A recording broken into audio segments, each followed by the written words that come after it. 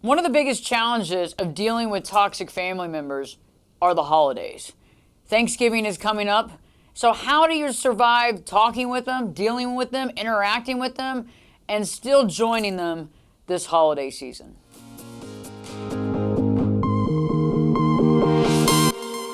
Hey friends, Ashley Berges back today, and today I want to talk about surviving the holidays. We have Thanksgiving coming right up right now, surviving those holidays, dealing with those toxic family members when we have to show up to be a part of the family dinner, family lunch, the family event. And it can be challenging because you feel like you have to be there, you don't want to be there, you don't want to engage in that same conversation as last year, you don't want to get pulled into the arguments, you don't want to be talking about your personal life with people that are going to talk badly about you, make fun of you, the list goes on, right? And you don't want to leave there feeling even worse than you did. You don't want to feel filled with resentment and anger or sadness.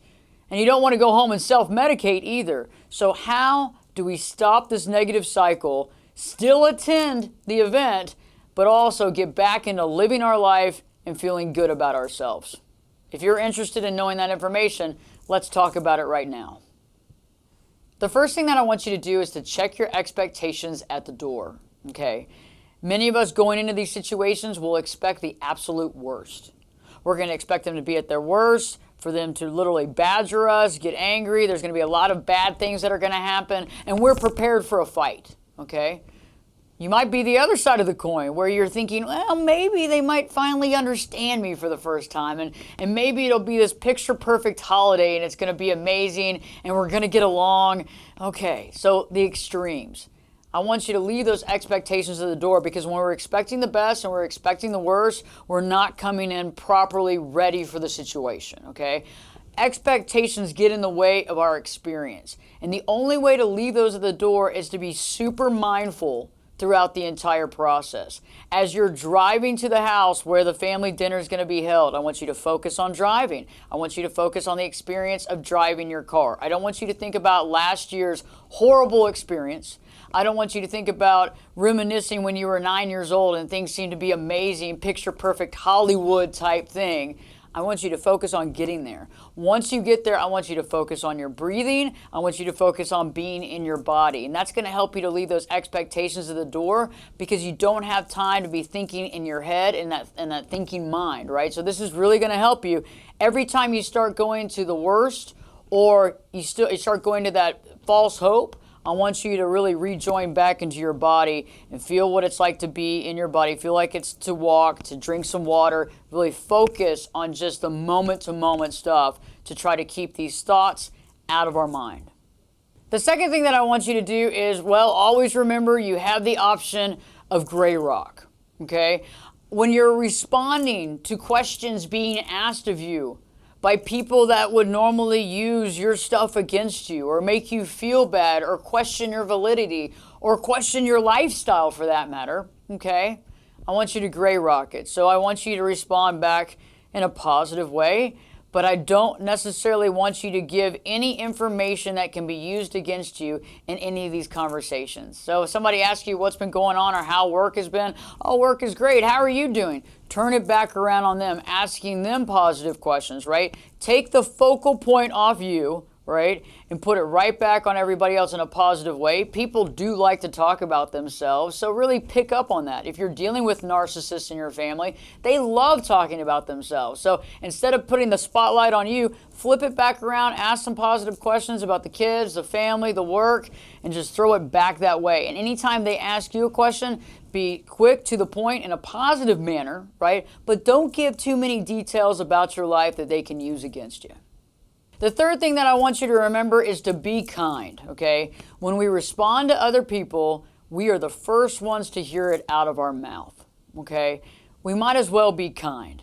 If we're kind, also, we set the stage for how we want other people to respond to us. Okay, and I know it can be challenging because you might be pretty angry, you might still have some resentment towards some of these people that you're going to be talking to and running into this particular day or this holiday season.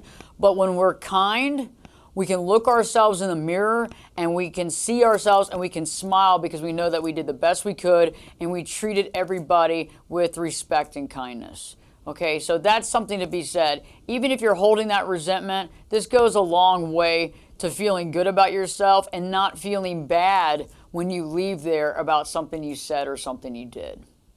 The fourth thing that I want you to think about is that this is immersion therapy.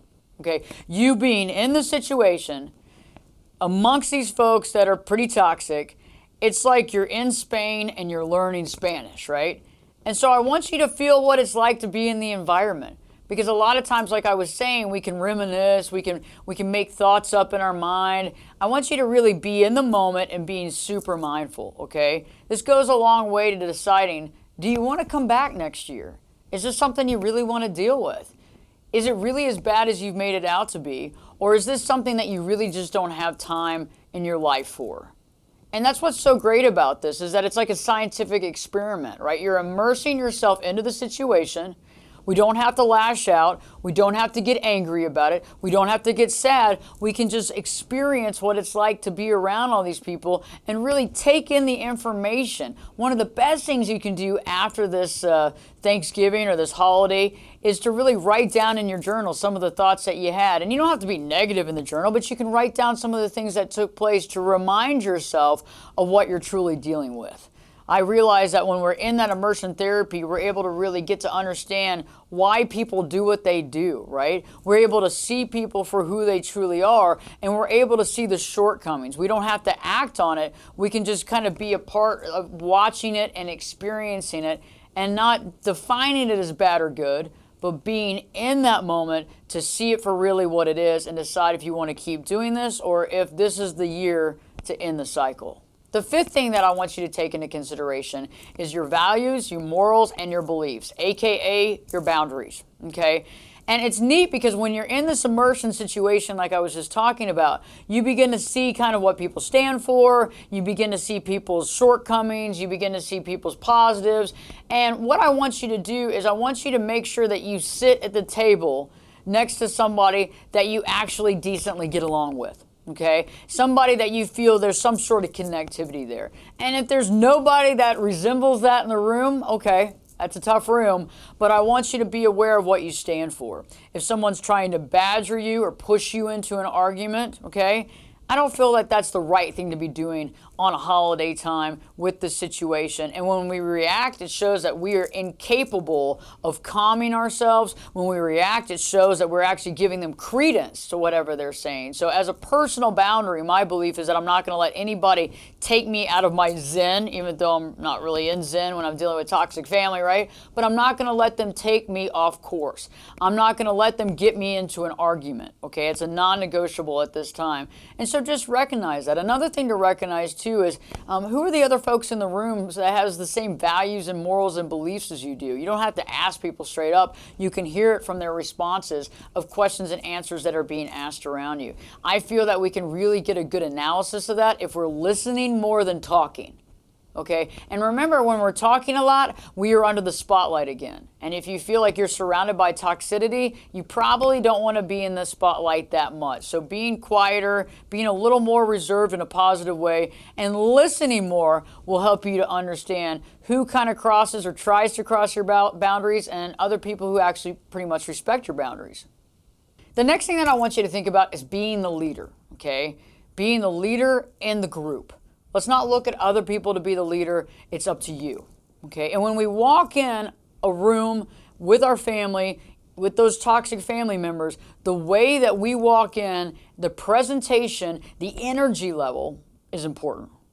So if I walk in and I'm already defeated, okay, and I'm already like feeling like I'm having flashbacks from being 15 years old and having an argument at the table, that's probably not going to help me very much, okay? They're going to feed off that energy.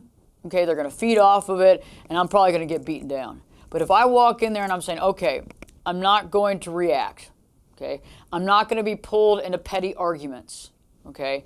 When somebody is trying to pull me into a petty argument or a fight, verbal discussion, I'm going to excuse myself from the table, run to the restroom. I'm going to excuse myself because I have a phone call I have to take. I'm going to excuse myself just to excuse myself because I don't need to be a part of it. I will come back in when the heat is off. If it's still on, I'm not going to respond. I'm not going to play into that role, because remember, when someone's trying to fight with you, right, and you respond and you react, right, you're actually giving them credence for what they're doing. And so when they get you all like, and you start arguing with them, it shows that there must be some sort of semblance of reality in what they're saying, even if there's not, right?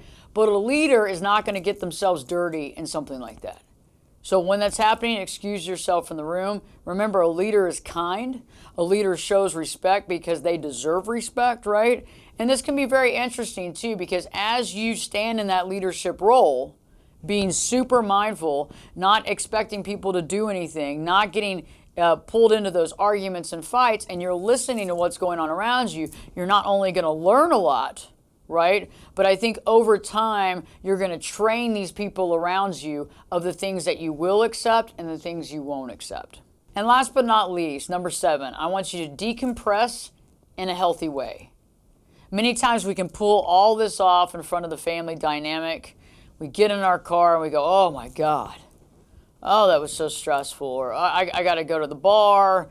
I need to call somebody. You end up doing things that the next day you regret, okay, to try to decompress.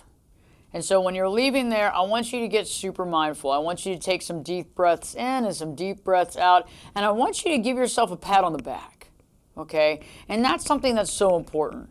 And I want you to realize, if you do decide that you want to drink or smoke or whatever else, I want you to ask yourself, why am I choosing this?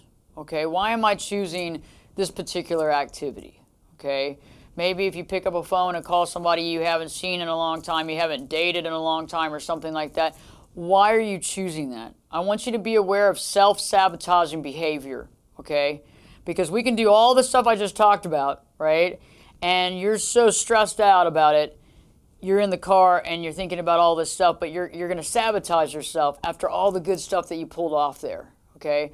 And I also want you to think about it too. If the family dynamic is so overwhelmingly toxic, okay, and you feel like you have to self-medicate when you leave, I need you to ask yourself, how often do you want to be surrounded by that type of energy, okay? Because when we do self-sabotaging behavior and we drink to calm the nerves, or we smoke weed, or we do drugs, or we have sex with people that we don't need to be having sex with, all these things, right? We have to be aware of what's the trigger. What's triggering us to do that? Because I don't want toxic family members to get in the way of your success, whether it's work success, whether it's romantic success, whether it's personal spiritual success, right? It's not worth it.